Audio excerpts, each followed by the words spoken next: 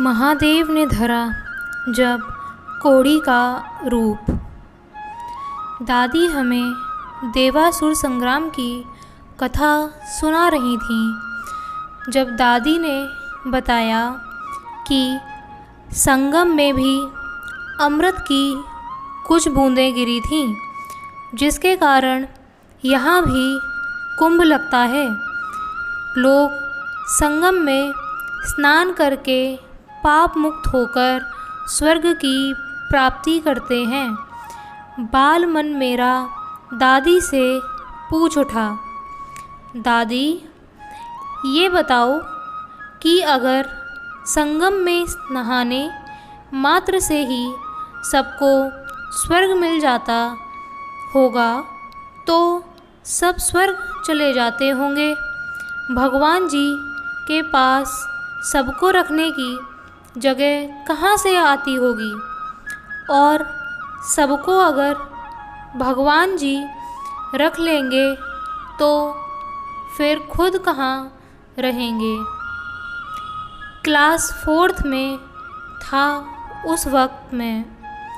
दादी की आदत थी जब भी मैं ऐसे प्रश्न करता तो वो मुझे तुरंत अपनी गोद में बिठा लेती थीं और थोड़ी देर तक चुंबन लेकर दुलारने के बाद अपनी बात शुरू करती थीं। दादी ने कहा, अच्छा सुनो, एक लोक कथा है कि हुआ ये कि एक बार भगवान भोलेनाथ कैलाश में ध्यान लगाए बैठे थे। तभी माता पार्वती नाराज़ होकर उनके पास आकर बैठ गईं। भोलेनाथ ने माता पार्वती को जब मुंह फुलाए हुए नाराज़ अवस्था में देखा तो बोले, क्या बात है देवी, हमसे कोई त्रुटि हो गई जो आप इतनी नाराज़ हैं। माता ने दूसरी ओर मुख करके कहा, आप तो यहाँ तपस्या में मग्न बैठे रहते हैं, जबकि मैं अकेले अकेले बहुत ही ऊब जाती हूँ। ऐसा भी नहीं करते कि आप हमें संसार घुमाने ले चलें। ऐसा बोलकर माता फिर मुंह फेर कर दूसरी ओर बैठ गईं। भोलेनाथ मुस्कुराकर बोले, चलिए ठीक है, आज भ्रमण पर चलते हैं। भोलेनाथ ने माथे पर भस्म लगाया और नाग का जनेऊ पहनकर माता को संसार का भ्रमण कराने कैलाश से निकल पड़े। कई स्थानों पर घूम लेने के उपरांत दोनों कुंभ के मेले यानी संगम नगरी प्रयागराज जा पहुँचे। संगम में तीर्थयात्रियों की भीड़ देखकर माता पार्वती ने कहा, स्वामी देख रहे हैं, संगम में स्नान करने वालों की भीड़। क्या ये सभी स्नान करने के उपरांत स्वर्ग पाने के लायक हो जाएंगे? महादेव ने कहा, हाँ देवी, जो भी इस संगम में स्नान करेगा उसे स्वर्ग की प्राप्ति होगी, पर बड़ी मुश्किल से कोई एक होता है जो संगम में स्नान कर पाता है, क्योंकि लोगों के शरीर तो यहाँ तक आते हैं पर मन कहीं और ही रह जाता है। अतः जो तन और मन दोनों ही लेकर स्नान करता है उसी को स्वर्ग की प्राप्ति होती है। माता ने कहा, मैं देखना चाहूँगी कि कौन स्वर्ग जाता है और वह तन और मन सहित संगम स्नान करता है। भोलेनाथ ने कहा, ठीक है, फिर जैसा कहता हूँ वैसा करो।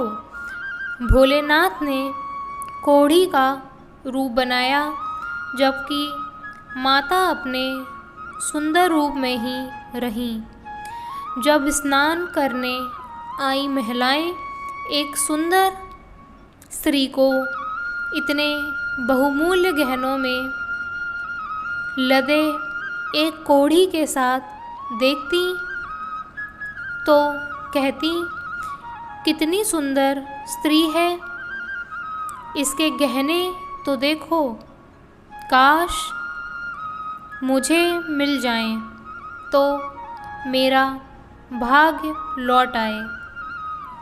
जितने भी लोग आते वो पूछ बैठते कि आखिर ये कौन है आपके। तब माता कहती, हमारे पति हैं ये। कुछ लोग कहते, कहाँ इस कोढ़ी के चक्कर में पड़ी हो, छोड़ो इसको, हमारे साथ चलो, मैं तुम्हें रानी बनाकर रखूँगा। माता पार्वती को लोग अलग अलग नज़र से देखते और अलग अलग तरीके का सुझाव देते। सबका मन कहीं और ही रहता था। कोई अपने घर की चिंता साथ लेकर आता तो कोई स्नान करते समय यह सोचता कि कहीं उसके वस्त्र चोरी न हो जाएं।